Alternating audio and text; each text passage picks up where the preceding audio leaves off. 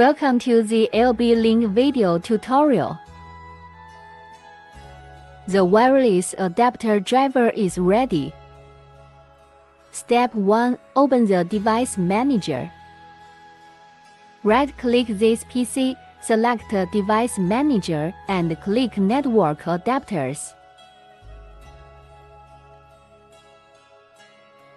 Step 2. Access wireless adapter. If the NIC is connected to the USB port on the host, devices are added in network adapters or other devices.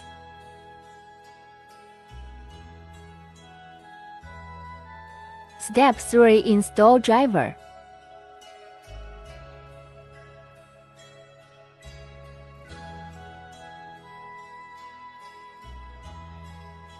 If there is no drive, can be downloaded from our website. Open driver program and find WN155A driver.